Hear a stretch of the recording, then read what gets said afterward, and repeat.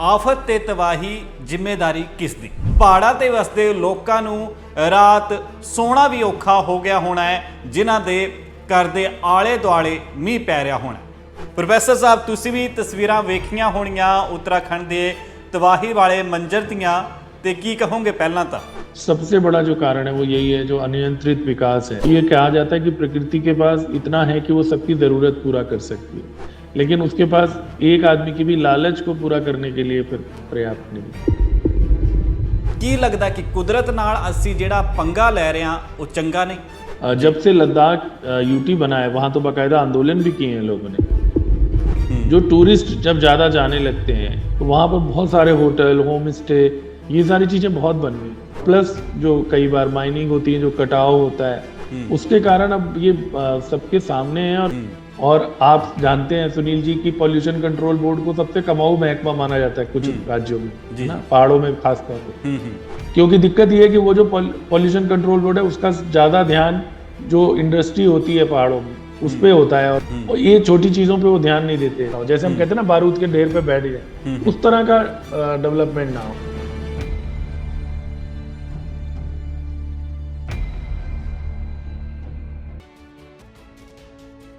ਤੁਸੀਂ ਵੇਖ ਰਹੇ ਹੋ ਅੱਜ ਦਾ ਮੁੱਦਾ। ਮੈਂ ਸੁਨੀਲ ਕੁਮਾਰ। ਅੱਜ ਮੁੱਦੇ ਦੇ ਵਿੱਚ ਗੱਲ ਕਰਾਂਗੇ ਉਸ ਮਸਲੇ ਦੀ ਜਿਹੜਾ ਮਸਲਾ ਅੱਜ ਵੀ ਚਰਚਾ 'ਚ ਹੀ ਹੈ ਤੇ ਆਉਣ ਵਾਲੇ ਸ਼ਾਇਦ ਕੱਲ੍ਹ ਦੇ ਵਿੱਚ ਵੀ ਹੋਵੇ, ਜਦੋਂ ਤੱਕ ਸਾਡੇ ਪ੍ਰਸ਼ਾਸਨਿਕ ਅਧਿਕਾਰੀ ਤੇ ਸਰਕਾਰਾਂ ਕੋਈ ਹੱਲ ਨਹੀਂ ਕੱਢ ਲੈਂਦੀਆਂ। ਕਿਉਂਕਿ ਅੱਜ ਸ਼ਾਇਦ ਇਸ ਮੁੱਦੇ ਤੋਂ ਬਾਅਦ ਪੁੱਛਿਆ ਜਾਏਗਾ ਸਭ ਤੋਂ ਵੱਡਾ ਇਹੀ ਸਵਾਲ ਕਿ ਜੋ ਆਪਦਾ ਅੱਜ ਹੈ ਉਸ ਲਈ ਜ਼ਿੰਮੇਦਾਰ ਕੌਣ ਹੈ ਤੇ ਜਵਾਬਦੇਹੀ ਕਿਸ ਦੀ ਆ, ਤੇ ਇਸ ਬੱਦਲ ਫਾੜ ਤਬਾਹੀ ਲਈ ਆਖਿਰ ਸਵਾਲ ਕਿਸ ਤੋਂ ਪੁੱਛਣੇ ਬਣਦੇ ਨੇ। ਆਫਤ ਤੇ ਤਬਾਹੀ ਜ਼ਿੰਮੇਦਾਰੀ ਕਿਸ ਦੀ? ਕਿਉਂਕਿ ਅੱਜ ਇਹ ਮਸਲਾ ਵਿਸ਼ਵ ਭਰ ਦੇ ਵਿੱਚ ਚਰਚਾ ਦਾ ਵਿਸ਼ੇ ਬਣ ਗਿਆ ਹੈ। ਕਿਉਂਕਿ ਇੱਕ ਵਾਰੀ ਮੁੜ ਤੋਂ ਜਿਹੜੀਆਂ ਤਸਵੀਰਾਂ ਸਾਹਮਣੇ ਆਈਆਂ ਉੱਤਰਾਖੰਡ ਤੋਂ ਕੁਝ ਕੀ ਘੰਟੇ ਪਹਿਲਾਂ, ਉਹਨਾਂ ਤਸਵੀਰਾਂ ਦੇ ਸਾਹਮਣੇ ਆਉਣ ਤੋਂ ਬਾਅਦ ਸ਼ਾਇਦ ਪਹਾੜਾਂ ਤੇ ਵਸਦੇ ਲੋਕਾਂ ਨੂੰ ਰਾਤ ਸੋਣਾ ਵੀ ਔਖਾ ਹੋ ਗਿਆ ਹੋਣਾ ਹੈ, ਜਿਨ੍ਹਾਂ ਦੇ ਘਰ ਦੇ ਆਲੇ ਦੁਆਲੇ ਮੀਂਹ ਪੈ ਰਿਹਾ ਹੋਣਾ। ਤੇ ਇਹ ਗੱਲ ਉਹਨਾਂ ਦੇ ਜ਼ਿਹਨ ਦੇ ਵਿੱਚ, ਉਹਨਾਂ ਦੇ ਮਨ ਦੇ ਵਿੱਚ ਤੇ ਉਹਨਾਂ ਦੀਆਂ ਅੱਖਾਂ ਦੇ ਵਿੱਚ ਇਸ ਤਰੀਕੇ ਨਾਲ ਵਸ ਗਈ ਹੋਣੀ ਆ ਕਿ ਉਹਨਾਂ ਦੀ ਰਾਤਾਂ ਦੀ ਨੀਂਦ ਵੀ ਉੱਡ ਗਈ ਹੋਣੀ ਆ। ਕਿਉਂਕਿ ਪਹਾੜਾਂ ਤੇ ਰਹਿੰਦੇ ਲੋਕਾਂ ਨੂੰ ਜਿੱਥੇ ਜ਼ਿੰਦਗੀ ਸਵੇਰ ਤੋਂ ਸ਼ਾਮ ਲਈ ਜਿਹੜੀ ਸੰਘਰਸ਼ ਭਰੀ ਹੁੰਦੀ ਆ, ਉਸੇ ਵਿਚਕਾਰ ਜਦੋਂ ਅਜਿਹਾ ਕੁਦਰਤ ਕ੍ਰਿਸ਼ਮਾ ਦਿਖਾਉਂਦੀ ਆ ਤੇ ਉਹ ਪਲ ਔਖੇ ਹੋ ਜਾਂਦੇ ਨੇ। ਤੇ ਇਹਨਾਂ ਹੀ ਸਾਰੇ ਮਸਲਿਆਂ ਤੇ ਗੱਲਬਾਤ ਕਰਾਂਗੇ। ਮੇਰੇ ਨਾਲ ਮੌਜੂਦ ਨੇ ਪ੍ਰੋਫੈਸਰ ਗੁਰਮੀਤ ਸਿੰਘ। ਗੁਰਮੀਤ ਸਾਹਿਬ, ਬਹੁਤ ਬਹੁਤ ਸਵਾਗਤ ਹੈ ਜਸ ਪੰਜਾਬੀ ਤੇ। ਥੈਂਕ ਯੂ ਜੀ, ਥੈਂਕ ਯੂ। ਪ੍ਰੋਫੈਸਰ ਸਾਹਿਬ, ਤੁਸੀਂ ਵੀ ਤਸਵੀਰਾਂ ਵੇਖੀਆਂ ਹੋਣੀਆਂ ਉੱਤਰਾਖੰਡ ਦੇ ਤਬਾਹੀ ਵਾਲੇ ਮੰਜ਼ਰ ਦੀਆਂ, ਤੇ ਕੀ ਕਹੋਗੇ? ਪਹਿਲਾਂ ਤਾਂ देखो जी, पहली बात तो यही कि बहुत ही भयानक मंजर था। हम लोग वीडियो पहले भी देखते रहे, लेकिन इस बार जो वीडियो आए उनमें आपने देखा कि लोग भाग रहे हैं, गाड़ियां चल रही हैं, और अचानक से वीडियो में दिखाई दे रहा है कि कैसे वो मलबा उनके ऊपर गिर रहा है और मलबा उनको आगोश में ले रहा है।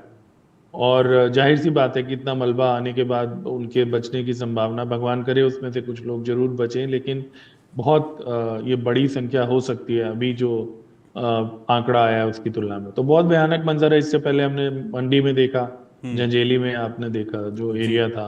मैं तो संयोग से मैं आपको बताऊं सुनील जी, मैं 28 तारीख को जंजेली में ही था और 30 तारीख को वहां पर हादसा हुआ। तो सारी जगह जो पांडवशिला और वो सारी मुझे याद आ रही थी और फोटोज में थी। तो वो थुनाग का जो बाजार था वहां भी मैं गया था। तो कहने का मतलब ये कि ये जो अति हुई है ना, ये पहली तो यही है कि जिन लोगों का निधन हुआ है उनको श्रद्धांजलि सबको देनी चाहिए, और अधिक से अधिक उनके परिवारों को सांत्वना दे पाए प्रशासन, और उनकी जो मदद हो सकती है वो करे। हमें ये उम्मीद रखनी चाहिए प्रशासन से। हालांकि वो नुकसान इतना बड़ा है कि उसकी कोई भरपाई करना आसान नहीं होता है इस तरह का। और जैसे आपने सही कहा कि पिछले कुछ दिनों में या पिछले कुछ सालों में कह लीजिए, क्योंकि पहले भी 2 साल पहले आपको पता है कुल्लू में काफी तबाही हुई हिमाचल में, और इवन आज भी आप देख रहे हैं कि किन्नौर से मैं अभी देख रहा था थोड़ी देर पहले, वहां पर भी कुछ इंसिडेंट हुए हैं जो किन्नर कैलाश वाले। तो पूरा, और उत्तराखंड हिमाचल आपस में मिला, तो ये पूरा जो हमारा हिमालय के जो क्षेत्र हैं, इनमें ये जो तबाही हो रही है बहुत चिंता का सबब है। और अगर आप मुझे पूछेंगे तो सबसे बड़ा जो कारण है वो यही है, जो अनियंत्रित विकास है। देखिए ये बात कही भी जाती है, महात्मा गांधी ने भी इस तरह की बात कही थी, शायद अलग शब्दों में कही हो जिसमें मैं कह रहा हूँ, कि वो ये कहा जाता है कि प्रकृति के पास इतना है कि वो सबकी जरूरत पूरा कर सकती है, लेकिन उसके पास एक आदमी की भी लालच को पूरा करने के लिए फिर पर्याप्त नहीं है। तो नहीं वो जिस वैसे तरह से ਪ੍ਰੋਫੈਸਰ ਸਾਹਿਬ ਵਿੱਚ ਰੋਕ ਰਹੇ ਹਾਂ ਕਿਉਂਕਿ ਜਿਸ ਹਾਂਜੀ ਤਰੀਕੇ ਹਾਂਜੀ ਨਾਲ ਤੁਸੀਂ ਕਿਹਾ ਕਿ ਕੁਦਰਤ ਤਾਂ ਸਾਨੂੰ ਬਹੁਤ ਕੁਝ ਦੇ ਸਕਦੀ ਆ, ਤੁਸੀਂ ਮਹਾਤਮਾ ਗਾਂਧੀ ਦੀ ਜਿਹੜੀ ਇੱਕ ਗੱਲ ਕਹੀ ਆ ਉਸ ਦਾ ਜ਼ਿਕਰ ਵੀ ਆਪ ਦੇ ਅਲਫਾਜ਼ਾਂ ਦੇ ਰਾਹੀਂ ਕੀਤਾ, ਪਰ ਕੀ ਲੱਗਦਾ ਕਿ ਕੁਦਰਤ ਨਾਲ ਅਸੀਂ ਜਿਹੜਾ ਪੰਗਾ ਲੈ ਰਹੇ ਹਾਂ ਉਹ ਚੰਗਾ नहीं?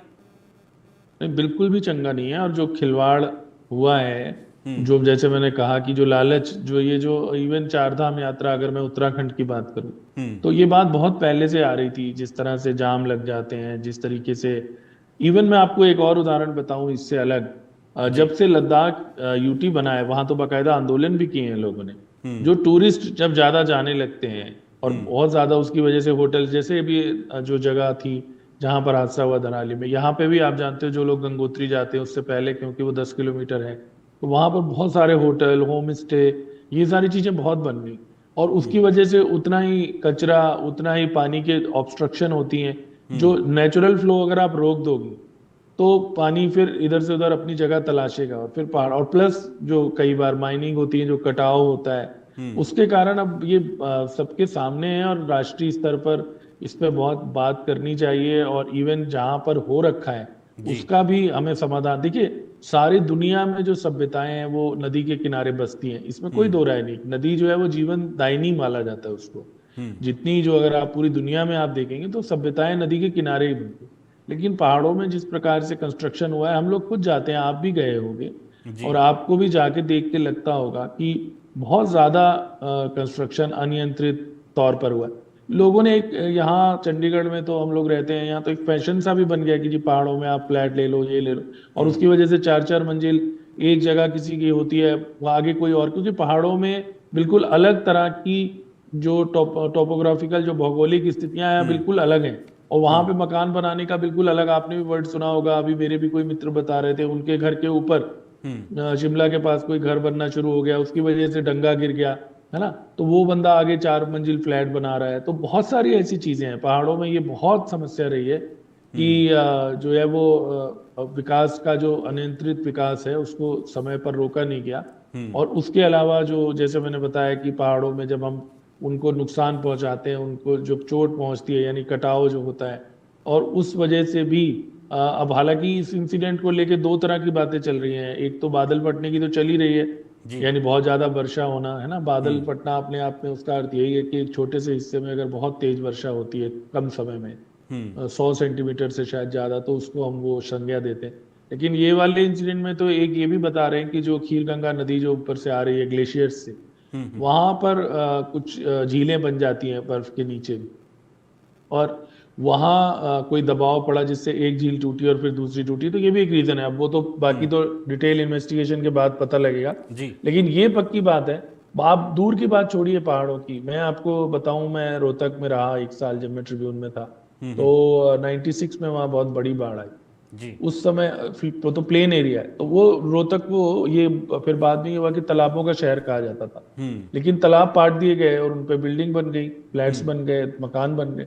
तो जो नेचुरल फ्लो होता है पानी का, अभी मैं छोटा सा एक आपको एग्जांपल देता हूँ। मैं कहीं देख रहा था, किसी ने वीडियो डाला हुआ था चंडीगढ़ का ही, कि जी पानी भर गया जी लेन में ना, हमारे भी लोगों के यहाँ भर जाता है। तो वो अब जब आप ज्यादा से ज्यादा टाइलें लगवा लेते हो, इंटरलॉकिंग टाइल्स आजकल रिवाज है ना, बाहर का जो आपका पार्किंग एरिया है, जो आपके पार्किंग एरिया के बाहर इवन जो रोड में है, आपने देखा होगा पार्किंग बनाने के चक्कर में उस कच्ची जगह को भी लोग इंटरलॉकिंग टाइल लगा देते हैं। जब आप टाइलें लगा दोगे तो जब पानी आएगा तो वो जमीन के अंदर जाने में उसको सुविधा होगी, नेचुरल जो फ्लो होता है।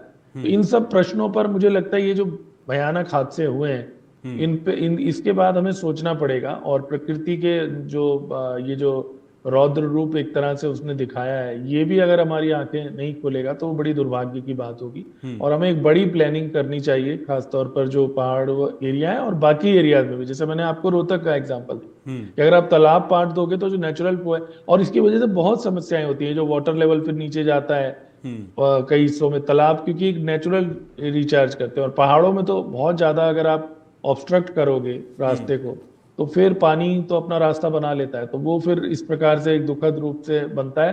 और उसमें बहुत सारे ऐसे लोग हैं जो निर्दोष होते हैं, जो टूरिस्ट हैं जो वहां गए, या जो लोकल लोग रह रहे हैं, उनके पास उतने संसाधन भी नहीं होते, तो वो उसके शिकार होते हैं। लेकिन इसमें गवर्नमेंट को रिस्पॉन्सिबिलिटी लेनी चाहिए कि वो शुरू में ही इस प्रकार के अपनी छोटी जो लोकप्रियता होती है उसको छोड़ के, या छोटी छोटी चीजों को छोड़ के, एक बहुत ही क्लियर, फर्म और पहाड़ों के साथ डील करने के बहुत ही क्लियर। अच्छा, प्लस सुनील जी, बहुत जगहों पर ये जो बिजली के कारखाने बनते हैं, है ना, पन बिजली हालांकि अच्छी चीज है, वो ग्रीन एनर्जी के तौर पर हम उसे देखते हैं, कोयले से तो बहुत बेहतर है। और पानी में आप जानते हैं कि पानी में कोई ऐसा नहीं कि एक जगह बिजली बनी तो बिजली निकल गई, शुरू शुरू में लोग ऐसे कहते थे जी। लेकिन वो उसी पानी को प्रोफेसर साहब इसे ते गलबात करांगे, इसे मसले ते गलबात करांगे, क्योंकि तुही आप भी कहा कि ਜਿਹੜੀ ਜਵਾਬਦੇਹੀ ਆ ਉਹ ਕਿਸ ਦੀ ਤੈਅ ਕੀਤੀ ਜਾਏ, ਤੇ ਤੁਸੀਂ ਜਿਹੜੀ ਬਿਜਲੀ ਵਾਲੀ ਗੱਲ ਕਹਿ ਰਹੇ ਹੋ ਉਹਦੇ ਤੇ ਵੀ ਗੱਲਬਾਤ ਕਰਾਂਗੇ। ਫਿਲਹਾਲ ਇੱਕ ਛੋਟੇ ਦੇ ਬ੍ਰੇਕ ਤੇ ਰੁਕਦੇ ਹਾਂ ਤੇ ਉਸ ਤੋਂ ਬਾਅਦ ਪ੍ਰੋਫੈਸਰ ਸਾਹਿਬ ਦੀ ਗੱਲ ਸੁਣਦੇ ਹਾਂ।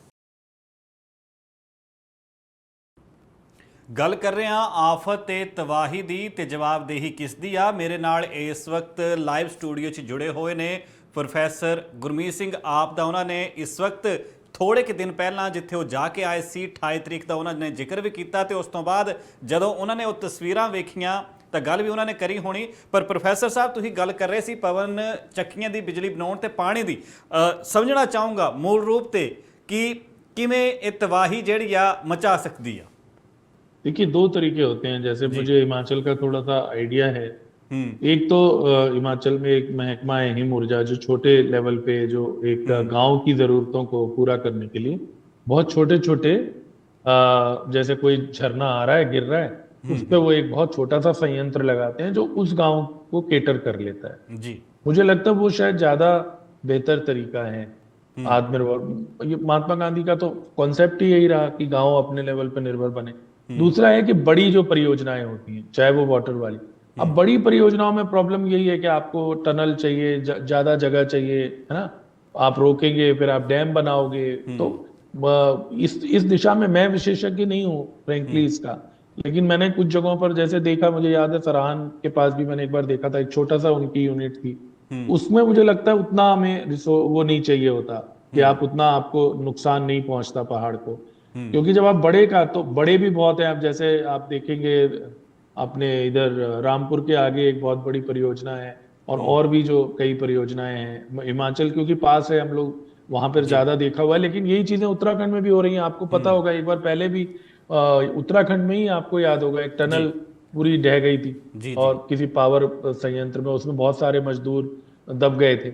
और उत्तराखंड में उससे पहले भी त्रासदियां हुई हैं। आप मालूम होगा आपको केदारनाथ में पूरा का पूरा ऐसे गांव, लेकिन उस समय संभवतः भूकंप के कारण हुआ था, जितना मुझे याद है। तो वहां पे भी बड़े सिरे से बसाया गया। लेकिन मेन बात वही है, मैं केदारनाथ भी गया पिछले साल बाई चांस, बद्रीनाथ, केदारनाथ और हेमकुंड साहब की एक यात्रा मैंने की थी। और उस समय जितना बड़े पे, ऑल्दो परमिट वगैरह का सिस्टम होता है सुनील जी वहां पे, जो नीचे से टूरिस्ट को छोड़ते हैं, लेकिन दिक्कत यही है कि जैसे मैंने अभी आपको लद्दाख का उदाहरण दिया, जब से यूटी बना तो वहाँ के लोकल लोगों से बात होती है, वो कहते हैं टूरिस्ट फ्लो बहुत है। और फिर जिस तरह का आचरण हम लोग करते हैं एज टूरिस्ट, वो जिम्मेदार तो होता नहीं है। वो जिम्मेदार आचरण नहीं कह सकते आप। वहां पर कचरा फैलाते हैं, प्लास्टिक का यूज चाहे जितना, क्योंकि यही चीजें तो ऑब्स्ट्रक्ट करती है ना आगे जाके। अगर पहाड़ों में आप जाओ और उसमें फिर आप प्लास्टिक और वो सब करोगे तो वो ब्लॉक करता है, तो उसकी वजह से प्रॉब्लम होती है। तो हमें भी जिम्मेदारी का आचरण रखना चाहिए, लेकिन कहीं ना कहीं हमें ये तय करनी पड़ेगी। ये बड़ा, देखिए, विशेष सर्कल है।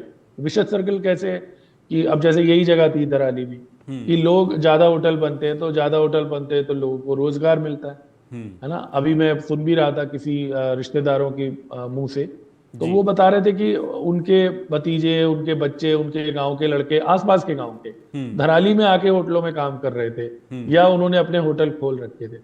अब एक पक्ष ये भी है कि रोज यही तो बहस है ना विकास बनाम संतुलन की। अब जब फोर लेनिंग होती है, देखिए मैं कितने साल हो गए चंडीगढ़ में रहते, अब शिमला अगर आप जाएं तो नो डाउट पहले जो रास्ता था वो पतला था, मतलब सिंगल लेन था। अब कीरतपुर फोर लेन हो साहब रहा है, तो ये मनाली तक जाया वो जावे भी प्रोफेसर साहब, हाँ वो भी है, वो भी अब वो उत्थे भी बहुत 7 बड़ा, टनलों ने। हाँ। तो अब जो मुद्दा है वो ये है कि देखिए जो खासतौर पे वो वाली रोड तो ठीक चल रही है, ये वाली जो शिमला वाली उसमें अक्सर प्रॉब्लम रहती है क्योंकि बार बार वो गिरता है ऊपर से पहाड़, खासतौर पे यहीं परवाणु से थोड़ा आगे एक जगह है जहां पे वो गिरता है। तो बहुत सारे लोग ऐसे भी मिलते हैं जो ये कहते हैं कि यार जितना जाम पहले था, जितना टाइम पहले था उतना ही लग रहा है। हर जगह ये नहीं है सही। आपने जैसे बताया कि किरतपुर से जो मनाली जाना है, मैं भी उस रोड पे गया हूँ, जी। मंडी तक आपको पता ही नहीं लगता, बाईपास ही बाईपास है, शहर बीच में आते ही नहीं है ना। लेकिन ये जो है ना बहुत बड़ा एक ट्रैप भी है।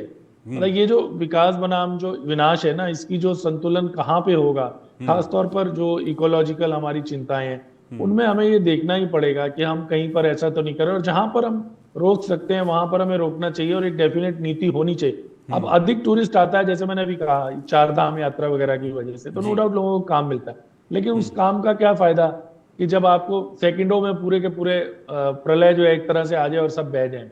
उससे अच्छा तो वो अपने गांव में कुछ खेती करते, कुछ और करते, होटल चलाने की जगह है या नहीं। तो ये मैंने जैसे कहा, मैं इसका एक्सपर्ट नहीं हूँ, लेकिन ये एक यक्ष प्रश्न जिसे बोलते हैं ना वो है।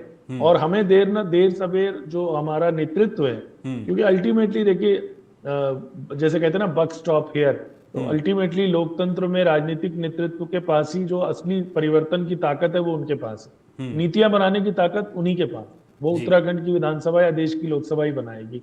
तो वो उन लोगों को ये जो छोटी छोटी वो होती हैं उससे ऊपर उठना पड़े। आप देखते हैं अतिक्रमण हटाने में कई बार कितना वो होता है, अगर आप बाकी शहरों में भी देखेंगे इंक्रोचमेंट को लेकर कितना विषय रहता है, कई बार कॉलोनियां बन जाती हैं, उनको रेगुलर किया जाता है। अब वो लॉन्ग रन में वो शॉर्ट टर्म गेन देखेंगे तो ठीक है कि भाई चलो ठीक है क्या है ना, लेकिन लॉन्ग टर्म में हमें इस चीज को सोचना पड़ेगा। अदरवाइज ऐसे दृश्य हमें जो बहुत दुखद दृश्य हैं वो बार बार देखने को मिल सकते हैं। आज वहां पर हुआ है, कल को किसी और जगह, क्योंकि कहानी तो सेम है। और पहाड़ों को अगर हम नहीं बचा के रखेंगे, इसका परिणाम यहीं तक नहीं होता है, इसका परिणाम अभी आप आगे भी देख रहे हैं। इवन मैदानी क्षेत्रों में कई जगहों पर, आज मैं देख रहा था वाराणसी में, इलाहाबाद में और कई जगहों पर जो जल स्तर है वो ऊपर है। इवन हरिद्वार में कल मैं इंसिडेंट देख रहा था।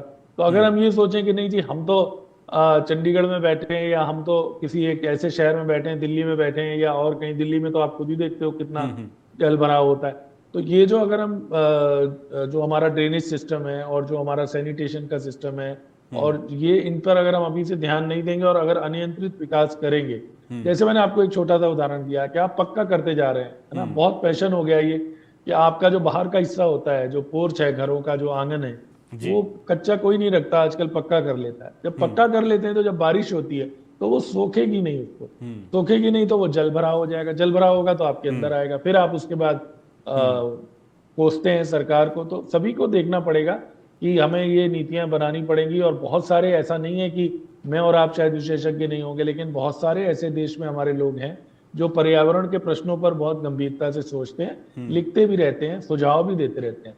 तो ਇਨਵੋਲਵ ਕਰਕੇ ਪ੍ਰੋਫੈਸਰ ਸਾਹਿਬ, ਜੇਕਰ ਤੁਸੀਂ ਗੱਲ ਜਿੱਦਾਂ ਕਹੀ ਆ ਕਿ ਸੋਚਦੇ ਰਹਿੰਦੇ ਨੇ, ਵਿਚਾਰਦੇ ਰਹਿੰਦੇ ਨੇ, ਤਾਂ ਕੀ ਲੱਗਦਾ ਕਿ ਖੁੱਲੇ ਤੌਰ ਤੇ ਮੋਰਚਾ ਜਿਹੜਾ ਉਹਨਾਂ ਸੰਗਠਨਾਂ ਨੂੰ ਸਾਹਮਣਾ ਚਾਹੀਦਾ ਜਿਹੜਾ ਅਕਸਰ ਪਰਿਆਵਰਣ ਦੇ ਲਈ ਲੜਾਈ ਲੜਦੇ ਨੇ, NGO ਹੁੰਦੇ ਨੇ, ਕਈ ਸਮਾਜ ਸੇਵੀ ਸੰਗਠਨਾਂ ਹੁੰਦੇ ਨੇ, ਸਰਕਾਰਾਂ ਵੀ ਕਈ ਪ੍ਰਸ਼ਾਸਨ ਤੇ ਭਾਗ ਵੜ ਦਿੰਦੀਆਂ ਨੇ, ਪਰ ਅਮਲ ਮੈਨੂੰ ਲੱਗਦਾ ਜੇਕਰ ਜ਼ਮੀਨੀ ਤੌਰ ਤੇ ਉਹਨਾਂ ਨੇ ਵੀ ਕੰਮ ਕੀਤਾ ਹੁੰਦਾ ਤਾਂ ਅੱਜ ਅਜਿਹੀਆਂ ਤਬਾਹੀਆਂ नहीं होंगी। नहीं, इसका बहुत बड़ा उदाहरण है जो आप कह रहे हो, बिल्कुल सही कह रहे हो। अगर वो दबाव बनाए तो उत्तराखंड से ही उदाहरण है। आप सबने सुना होगा चिपको आंदोलन, एक छोटी सा जेस्चर जो सुंदरलाल बहुगुणा जी ने शुरू किया, अब वो नहीं रहे और उन्होंने कहा भी हम मैं पेड़ नहीं काटने दूंगा। और चिपको मतलब उस समय यही था कि जी पेड़ से आप चिपक जाओ, है ना, उसी का चिपको का मतलब वही। तो ऐसा उन्होंने वो इतना पॉपुलर कर दिया और फिर आप जानते हैं उनको पूरे देश में एक पहचान मिली। तो जो हमारे NGO हैं, जो लोकल लोग हैं, अगर वो करें, दिक्कत वही है, वो लोकल लोग उस छोटे उसमें उनको हम क्या दोष दें। देखो रोजगार नहीं है, उनको जब लगता है भाई यहाँ होटल बना लो, यहाँ ये कर लो, होम स्टे बना लो, जो मेन सड़क है उस पर टूरिस्ट जाएगा तो वो रुकेगा, वो उस ट्रैप में आ जाते हैं। लेकिन नो डाउट जो उस समाज के लोग हैं, जैसे आपने कहा NGOs है, उनका रोल है। और बहुत सारी ऐसी जगहों पर NGOs ने अपनी एफर्ट डाल के लोगों को इकट्ठा करके सरकारों को कदम वापस खींचने पे मजबूर भी किया है। बहुत सारी ऐसी जगह, इवन जमीन अधिग्रहण कई जगह होता है, आपने देखा होगा मैदानी इलाकों में भी, वेस्ट बंगाल में भी एक बार बहुत बड़ा इशू बना था। तो अगर अगर लोग अवेयर हों, लेकिन मैं सिर्फ ये कहने की कोशिश कर रहा था कि देखिए, जो नेतृत्व की जिम्मेदारी ज्यादा बनती है क्योंकि उनके पास प्रिविलेज ज्यादा है। तो अगर हम ये डाल दें कि नहीं जी गांव के लोग ही उसको देखें, तो उनको उस समय उनके पास एक बहुत संसाधन बहुत सीमित है, तो उसी हिसाब से। लेकिन अगर सरकार की मंशाएं क्लियर हो, डायरेक्शंस क्लियर हो, पॉलिसी क्लियर हो, तो संभवतः इस पे ध्यान देना चाहिए। मेरे हिसाब से तो अगर सरकार चाहे तो जितने वर्नेबल प्लेसेस हैं, जो जोखिम वाली जगह हैं जिसकी आपने शुरू में बात की, वहां पर भी अभी से मतलब किसी त्रासदी का वेट ना करके सरकार को देखना चाहिए कि क्या वो कितने सुरक्षित हैं, लोगों को परामर्श करके उनकी मदद करके जिससे वो ऑल्टरनेट जगह पे जा पाए, है ना। और जो सफाई और ये जो प्लास्टिक और ये सारी चीजें, बिकॉज एक फैक्टर नहीं होता है, कई फैक्टर हैं इसकी वजह से ना। अगर आप पेड़ काटेंगे, ਫੈਕਟਰਾਂ ਤੇ ਵੀ ਗੱਲ ਕਰਾਂਗੇ ਅਸੀਂ ਅੱਗੇ, ਤੇ ਥੋੜਾ ਜਿਹਾ ਵਕਤ ਮੈਂ ਤੁਹਾਡਾ ਹੋਰ ਲਾਉਂਗਾ। ਇਸ ਬ੍ਰੇਕ ਤੋਂ ਬਾਅਦ ਜਾਣਾਂਗੇ ਕਿ ਆਖਿਰਕਾਰ ਸਾਡੇ ਮੁਲਕ ਦੇ ਵਿੱਚ ਪੰਚਾਇਤਾਂ ਕਿੰਨੀਆਂ ਕੀ ਜਿਹੜੀਆਂ ਸਹਿਯੋਗੀ ਹੋ ਸਕਦੀਆਂ ਇਹਨਾਂ ਚੀਜ਼ਾਂ ਨੂੰ ਕੰਟਰੋਲ ਕਰਨ ਦੇ ਲਈ। ਤੇ ਦੂਜੀ ਗੱਲ ਕਰਾਂਗੇ ਪ੍ਰੋਫੈਸਰ ਸਾਹਿਬ ਨਾਲ, ਕਿਉਂਕਿ ਉਹਨਾਂ ਨੇ ਗੱਲ ਕਹੀ ਵਿਕਾਸ ਬਨਾਮ ਵਿਨਾਸ਼ ਦੀ, ਤਾਂ ਕਿ ਪੈਸੇ ਦੀ ਲੱਤ ਲੱਗ ਚੁੱਕੀ ਆ ਲੋਕਾਂ ਨੂੰ ਕਿ ਲਗਾਤਾਰ ਉਸ ਦੇ ਲਈ ਜਿਹੜਾ ਨੇ ਉਸ ਪਾਸੇ ਚੱਲ ਰਹੇ ਨੇ। ਚਰਚਾ ਕਰਾਂਗੇ ਇਸ ਬ੍ਰੇਕ ਤੋਂ ਬਾਅਦ।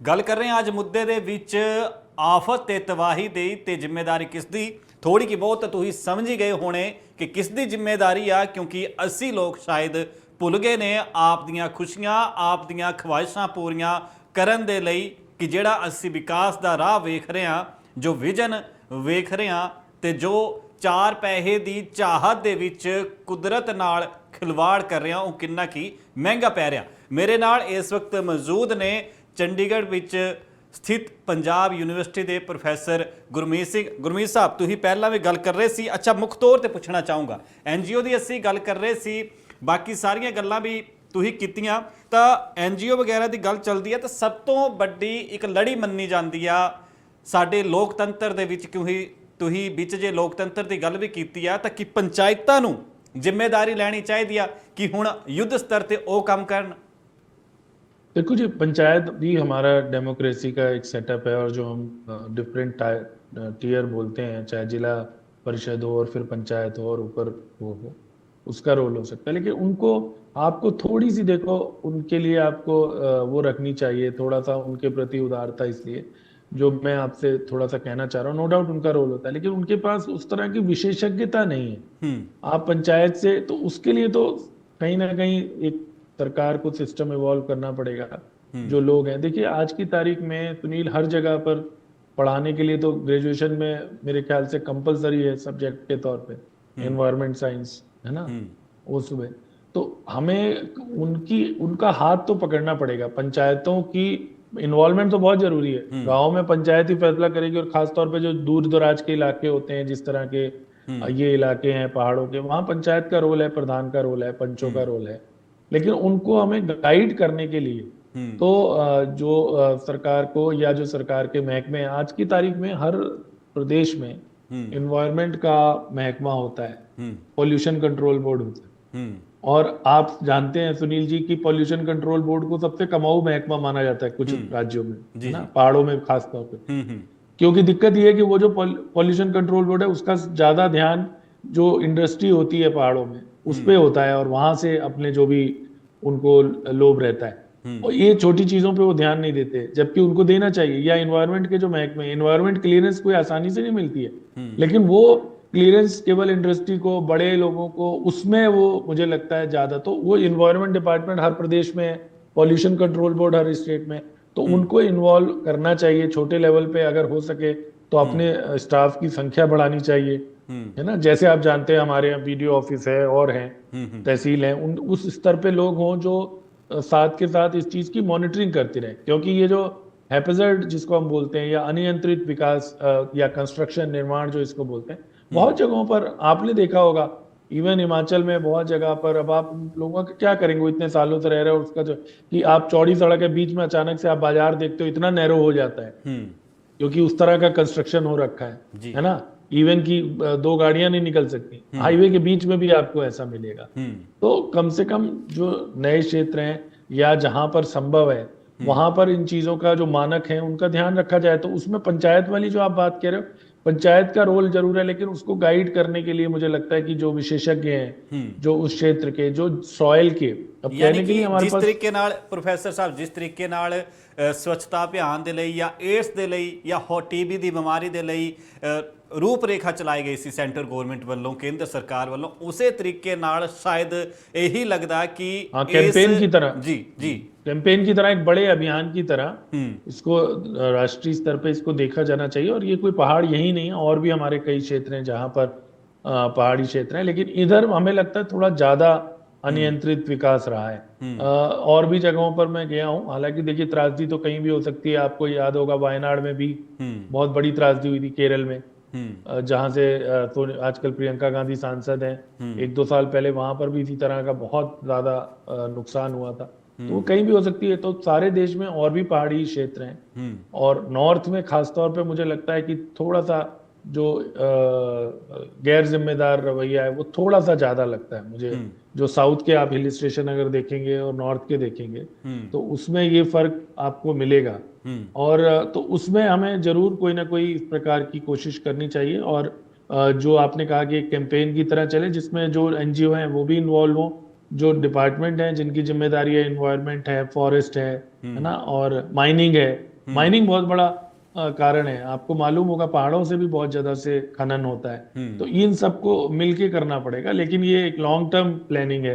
इसको हम सोचे कि आज हम 10 दिन चर्चा कर लें, एक हादसा हो जाए, उसके बाद वो हो जाए। अभी हिमाचल के मुख्यमंत्री का तो आपने बार बार बयान सुना होगा, वो बार बार कह रहे थे जी क्लाउड बर्स्ट का रिसर्च होनी चाहिए कि क्यों बार बार हो रहा है, ये होना चाहिए। क्लाउड बर्स्ट जो हो रहा है ना, सवाल ये कि जो कोई आपदा है, प्रकृति तो अपने हिसाब से, अब बारिश होती है वो ज्यादा होगी कम होगी वो मुझे नहीं लगता वो हमारे उसके भी कारण होते हैं, लेकिन वो हमें देखना ये है कि जब वो हो तो हमारे जो बचाव अधिक से अधिक हो। बचाव का मतलब कि हमने अपने आप को खुद विस्फोट पे ना रखा हो, जैसे हम कहते हैं ना बारूद के ढेर पे बैठ गए, उस तरह का डेवलपमेंट ना हो। आज की तारीख में आप जानते हैं इवन दुनिया में बहुत सारे देशों में, अब हमारे देश में भी भूकंप रोधी वो आ रही है, आफ्टर ऑल बन रही है ना बिल्डिंग्स। जी जी सोलर पैनल आजकल सरकारों ने जरूरी कर दिए हैं, तो उसकी वजह से आप देखते हैं जो खासतौर पे बड़ी कोठियां हैं, सोसाइटी है, उनके ऊपर सोलर पैनल लगाना जरूरी है, जिससे कि सौर एनर्जी जो कम आप जानते हो जो थर्मल है, जो कोयले की है, उसकी तुलना में बेहतर हो। सब्सिडी भी तो दी जा रही है। हाँ, सब्सिडी भी दे रहे हैं। तो इस तरह की चीजें, ऐसे ही हमें पहाड़ों के मामले में एक विस्तृत कार्य योजना बनानी पड़ेगी, जिसमें जो सभी महकमे हैं और जो लोकल पॉपुलेशन है, जो एनजीओज हैं और जो साइंटिस्ट हैं, वो सब, क्योंकि देखिए लैंड की भी टेस्टिंग, आप जानते हैं कि जमीन की, मिट्टी की टेस्टिंग के लिए भी डिपार्टमेंट होते हैं, सॉइल कंजर्वेशन, ये सब दुनिया भर की चीजें हैं। वो सॉइल क्या है, वो क्योंकि वो बताते हैं कि वहां पर मिट्टी किस तरह की है, तो वो उस हिसाब से कंस्ट्रक्शन होना चाहिए, नहीं होना चाहिए। प्रॉब्लम ये है कि हमारे यहाँ शॉर्ट टर्म में हर आदमी ये सोचता है, जो सरकारी अधिकारी भी होते हैं, कि हमने 1-2 साल रहना है, चलो जी हमें क्या है, हमने तो बाद में ट्रांसफर हो जाना। कोई फ्लैट बना के बेच देता है कि चलो मुझे तो रहना नहीं है, फ्लैट बना के बेच दिया, आगे जो होगा होगा। तो वो दृष्टिकोण थोड़ा सा हमें ज्यादा जिम्मेदारी से बदलना पड़ेगा। नहीं तो जैसे मैंने आपको बताया, इस बार के दृश्य तो वीडियो, अब आजकल क्योंकि देखिए सबके पास वीडियो है, पहले तो पता ही नहीं लगता था, अभी तो कहीं ना कहीं से दूर से लोग रिकॉर्ड कर लेते हैं साथ के साथ। तो जिस तरह की ये वाले वीडियो हैं, ये निश्चित ही बहुत भयावह वीडियो है, क्योंकि सर बिल्कुल उसमें आपने गाड़ियां देखी होंगी कि लोग कैसे गाड़ियों से भी भाग रहे हैं और एकदम से उनके ऊपर वो पूरा सैलाब आया है। प्रोफੈਸਰ ਸਾਹਿਬ, ਫਿਲਹਾਲ ਤੁਸੀਂ ਸਾਡੇ ਨਾਲ ਪੂਰੀ ਜਿਹੜੀ ਗੱਲਬਾਤ ਸਾਂਝੀ ਕੀਤੀ ਆ, ਬੜੀਆਂ ਗੰਭੀਰ ਗੱਲਾਂ ਨੇ, ਤੇ ਉਮੀਦ ਆ कि जो भी अधिकारी सुन रहे होने ने, कर्मचारी सुन रहे होने ने, या जो आगू सुन रहे होने ने, जिन्होंने लोगों ने बड़ी जिम्मेवारी दी होंगी आ, ते वो भी इस मसले च गौर करनगे। फिलहाल प्रोफैसर साहब साडे नाल गलबात करन लई, अपना कीमती वक्त देण लई ते अपने विचार इस मसले ते सांझे करन लई बहुत बहुत धन्यवाद। ते दूजे पासे अज मुद्दे दे विच जिस तरीके नाल स्थिति बनी हुई आ, पूरी आफत ते तबाही वाली स्थिति बनी हुई आ, बदल फाड़ तबाही दीयां तस्वीरां उत्तराखंड तो आईयां, उस तो पहलां जिहड़ियां तस्वीरां 2023 ਦੇ ਵਿੱਚ ਆਈਆਂ ਸੀ ਹਿਮਾਚਲ ਪ੍ਰਦੇਸ਼ ਤੋਂ, ਤੇ ਉਹਨਾਂ ਸਾਰੀਆਂ ਤਸਵੀਰਾਂ ਤੋਂ ਦੁਨੀਆ ਦੇ ਵਿੱਚ ਸਭ ਤੋਂ ਵੱਡੀ ਤਬਾਹੀ ਜਿਹੜੀ ਬੱਦਲ ਫਾੜ ਤਬਾਹੀ ਹੋਈ ਆ, ਆਫਤ ਜਦੋਂ ਆਈ ਆ, ਕਿੰਨੇ ਕੁ ਲੋਕ ਮਰ ਗਏ ਸੀ, ਉਹਦੇ ਤੇ ਵੀ ਗੱਲ ਕਰਾਂਗੇ ਪਰ ਇਸ ਬ੍ਰੇਕ ਤੋਂ ਬਾਅਦ। ਆਫਤ ਤੇ ਤਬਾਹੀ ਜ਼ਿੰਮੇਵਾਰੀ ਕਿਸ ਦੀ? ਹੁਣ ਤੱਕ ਤੁਸੀਂ ਜੋ ਸੁਣਿਆ ਸ਼ਾਇਦ ਸਮਝ ਆ ਹੀ ਗਈ ਹੋਏਗੀ ਤੇ ਇਸ ਤੇ ਲਈ ਕੋਈ ਇਕੱਲਾ ਬੰਦਾ ਜ਼ਿੰਮੇਦਾਰ ਨਹੀਂ, ਸਾਡੀ ਸਭ ਦੀ ਜ਼ਿੰਮੇਵਾਰੀ ਆ ਤੇ ਸਾਡੇ ਸਾਰਿਆਂ ਨੂੰ ਹੀ ਇੱਕ ਹੋ ਕੇ ਜਿਹੜਾ ਉਹ ਜਾਗਣਾ ਹੋਏਗਾ ਕਿ ਅਸੀਂ ਜਿਹੜਾ ਆਪ ਦੀਆਂ ਜ਼ਰੂਰਤਾਂ ਨੂੰ ਲਈ, ਆਪ ਦੀਆਂ ਸਹੂਲਤਾਂ ਦੇ ਲਈ ਜਿਹੜਾ ਕੁਦਰਤ ਨਾਲ ਪੰਗੇ ਲੈ ਰਹੇ ਆ ਉਹ ਚੰਗੇ ਨਹੀਂ, ਉਹ ਸਾਨੂੰ ਹੀ ਮਹਿੰਗੇ ਪੈ ਰਹੇ ਨੇ ਤੇ ਤਸਵੀਰਾਂ ਇਸ ਗੱਲ ਦੀਆਂ ਗਵਾਹ ਨੇ।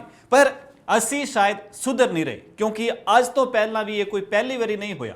ਜਦੋਂ ਅੱਜ ਤੋਂ 2 ਸਾਲ ਪਹਿਲਾਂ ਹਿਮਾਚਲ ਦੇ ਮੰਡੀ, ਕੁੱਲੂ ਤੇ ਭਰਪੌਰ ਵਾਲੇ ਪਾਸੇ ਦਾ ਜੇਕਰ ਗੱਲ ਕੀਤੀ ਜਾਵੇ ਤਾਂ ਉੱਥੇ ਵੀ ਹਾਲਾਤ ਖਰਾਬ ਸੀ। ਪਰ ਬ੍ਰੇਕ ਤੇ ਜਾਣ ਤੋਂ ਪਹਿਲਾਂ ਗੱਲ ਕਰ ਰਿਹਾ ਸੀ ਕਿ ਸਭ ਤੋਂ ਵੱਡੀ ਤਬਾਹੀ ਜਿਹੜੀ ਆ ਉਹ ਕਿਹੜੇ ਮੁਲਕ 'ਚ ਹੋਈ ਸੀ ਤੇ ਕਦੋਂ ਹੋਈ ਸੀ।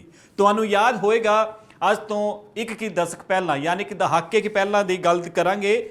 ਬਰਾ 2013 ਇੰਨੀ ਤਬਾਹੀ ਹੋਈ ਕਿ ਸੈਂਕੜਿਆਂ ਦੀ ਗਿਣਤੀ ਦੇ ਵਿੱਚ ਲੋਕ ਤਾਂ ਲਾਪਤਾ ਹੋਈ, ਕਰੋੜਾਂ ਰੁਪਇਆਂ ਦਾ ਨੁਕਸਾਨ ਵੀ ਹੋਇਆ ਤੇ ਕਈ ਲੋਕਾਂ ਦੀ ਮੌਤ ਹੋ ਗਈ।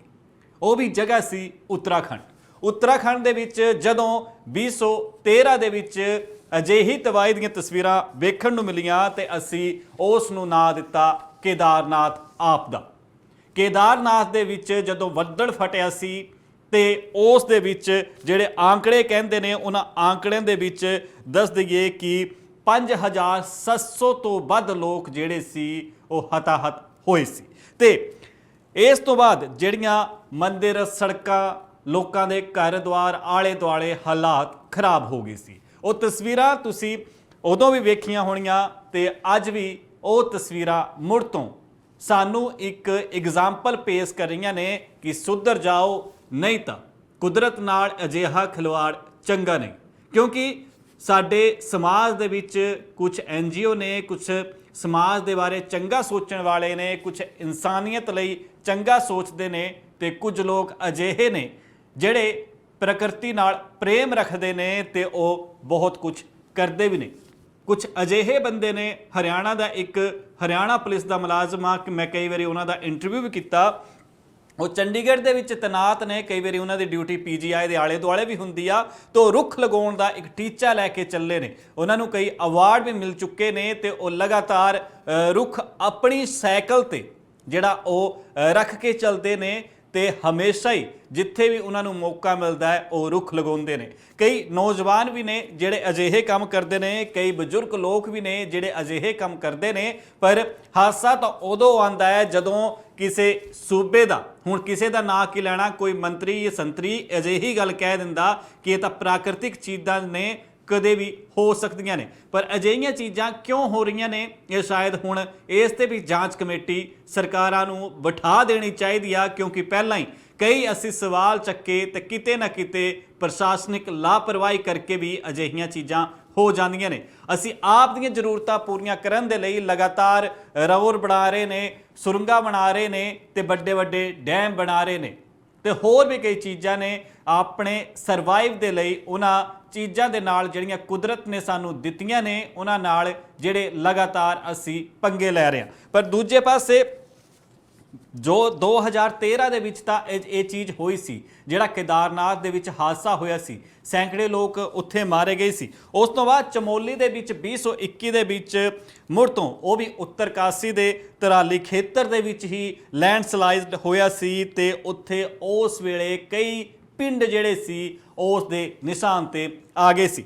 ਇੱਥੇ ਇਸ ਤੋਂ ਬਾਅਦ 2010 ਦੇ ਵਿੱਚ ਹਿਮਾਚਲ ਪ੍ਰਦੇਸ਼ ਦੇ ਕੁੱਲੂ ਦੇ ਵਿੱਚ ਅਜਿਹਾ ਤਾਂਡਵ ਪ੍ਰਕਿਰਤੀ ਨੇ ਦੱਸਿਆ ਕਿ ਲੋਕ ਘਬਰਾ ਗਏ। ਕਿਉਂਕਿ ਤਾਂਡਵ ਜਿਹੜਾ ਉਹ ਅਕਸਰ ਮੰਡੀ ਜਾਂ ਕੁੱਲੂ ਦੇ ਵਿੱਚ ਭਗਵਾਨ ਭੋਲੇਨਾਥ ਨੂੰ ਮੰਨਣ ਵਾਲੇ ਇਹੀ ਕਹਿੰਦੇ ਸੀ ਕਿ ਇਹ ਸ਼ਿਵ ਤਾਂਡਵ ਉਹਨਾਂ ਨੇ ਸੁਣਿਆ ਹੋਣਾ ਤੇ ਉਹਨਾਂ ਦਾ ਰੌਦਰ ਰੂਪ ਦਾ ਜ਼ਿਕਰ ਵੀ ਉਹਨਾਂ ਨੇ ਪੁਰਾਣੀ ਕਿਤਾਬਾਂ 'ਚ ਪੜ੍ਹਿਆ ਹੋਣਾ। ਪਰ ਜਦੋਂ ਕੁਦਰਤ ਨੇ ਆਪਣਾ ਤਾਂਡਵ ਦੱਸਿਆ ਤੇ ਕਈ ਘਬਰਾ ਗਏ। ਤੇ ਕੁੱਲੂ ਤੇ ਮੰਡੀ ਦੇ ਵਿੱਚ 2010 ਦੇ ਵਿੱਚ ਕਈ ਪਿੰਡ, ਕਈ ਸੜਕਾਂ ਤੇ ਕਈ ਖੇਤ ਜਿਹੜੇ ਸੀ ਚਪੇਟ 'ਚ ਆ ਗਏ ਤੇ ਇਹਦੇ ਵਿੱਚ ਜਿਹੜੇ ਦੁਧਾਰੂ ਪਸ਼ੂ ਲੋਕਾਂ ਨੇ ਆਪ ਦੀ ਜ਼ਰੂਰਤਾਂ ਲਈ ਪਾਲੇ ਹੋਏ ਸੀ, ਜਿਹਦੇ ਨਾਲ ਉਹਨਾਂ ਦਾ ਰੋਜ਼ਗਾਰ ਚੱਲਦਾ ਸੀ, ਹਜ਼ਾਰਾਂ ਦੀ ਗਿਣਤੀ ਦੇ ਵਿੱਚ ਉਹ ਵੀ ਚਪੇਟ 'ਚ ਆ ਗਏ।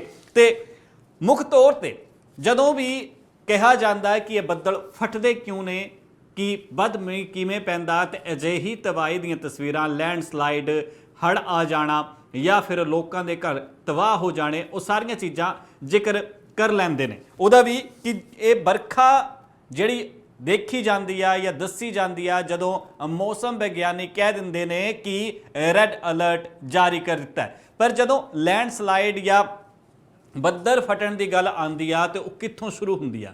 ਤੁਹਾਨੂੰ ਮੁੱਖ ਤੌਰ ਤੇ ਅੱਜ ਜਿੰਨੇ ਵੀ ਐਕਸਪਰਟ ਦੇ ਨਾਲ ਅੱਜ ਤੋਂ ਪਹਿਲਾਂ ਵੀ ਜਦੋਂ ਅਜਿਹੇ ਟੌਪਿਕ ਤੇ ਗੱਲ ਕੀਤੀ, ਤਾਂ ਜਦੋਂ ਵੀ ਜਿਹੜੇ ਐਕਸਪਰਟ ਨੇ ਉਹਨਾਂ ਨੇ ਮੈਨੂੰ ਦੱਸਿਆ, ਖਾਸ ਤੌਰ ਤੇ ਜਿਹੜੇ ਸਵਾਲ ਮੇਰੇ ਕੋਲ ਸੀ, ਕਿਉਂਕਿ ਕੁਛ ਇੱਕ ਬੰਦਿਆਂ ਕੋਲ ਟਾਈਮ ਨਹੀਂ ਹੁੰਦਾ, ਕਿਉਂਕਿ ਅੱਜ ਦਾ ਮੁੱਦਾ ਜਸ ਪੰਜਾਬੀ ਦਾ ਸਭ ਤੋਂ ਵੱਡਾ ਇੱਕ ਡਿਸਕਸ਼ਨ ਸ਼ੋਅ ਹੈ ਤੇ ਉਹਦੇ ਵਿੱਚ ਤੁਸੀਂ ਆਪ ਦੇ ਜਿਹੜੇ ਵਿਚਾਰ ਨੇ ਉਹ ਵੀ ਸਾਂਝੇ ਕਰ ਸਕਦੇ ਹੋ। ਤੇ ਅੱਜ ਇੱਥੇ ਜਿਹੜੇ ਐਕਸਪਰਟ ਨੇ ਵਿਚਾਰ ਸਾਂਝੇ ਕੀਤੇ ਕਿ ਆਖਿਰਕਾਰ ਇਹ ਬੱਦਲ ਕਿਉਂ ਫਟਦੇ ਨੇ, ਤੇ ਉਹਨਾਂ ਨੇ ਸਿੱਧੇ ਤੌਰ ਤੇ ਦੱਸਿਆ ਕਿ ਪਹਾੜਾਂ ਤੇ ਜਿਹੜੀ ਹਵਾ ਜਿਹੜੀ ਉੱਪਰ ਨੂੰ ਉੱਠਦੀ ਆ, ਜਿਹੜੇ ਬੱਦਲ ਸਾਨੂੰ ਦਿਖਦੇ ਨੇ ਜਾਂ ਪਹਾੜਾਂ ਤੇ ਖੜੇ ਹੋ ਜਾਈਏ ਤੇ ਕਈ ਵਾਰੀ ਅਸੀਂ ਕਹਿ ਦਿੰਦੇ ਆ ਕਿ ਧੁੰਦ ਹੇਠਾਂ, ਤੇ ਉਹ ਜਿਹੜੇ ਬੱਦਲ ਬਣ ਜਾਂਦੀ ਆ ਹਵਾ, ਉਹ ਠੰਡੀ ਹੁੰਦੀ ਆ। ਤੇ ਹਵਾ ਜਦੋਂ ਪਾਣੀ ਬਣ ਕੇ ਉੱਪਰ ਨੂੰ ਉੱਠਦੀ ਆ, ਸਾਇੰਸ ਦੇ ਵਿੱਚ ਜਿਨ੍ਹਾਂ ਨੇ 8ਵੀਂ 10ਵੀਂ ਦੇ ਵਿੱਚ ਵੀ ਸਾਇੰਸ ਦੀਆਂ ਕਿਤਾਬਾਂ 'ਚ ਪੜ੍ਹਿਆ ਹੋਣਾ, ਤੇ ਉਹਨਾਂ ਨੂੰ ਪਤਾ ਹੈ ਕਿ ਭਾਪ ਜਦੋਂ ਸੰਘਣੀ ਧੁੰਦ ਬਣ ਜਾਂਦੀ ਆ ਤੇ ਉਹ ਬੱਦਲ ਬਣ ਕੇ ਹਵਾ ਦੇ ਵਿੱਚ ਉੱਡਦੇ ਨੇ।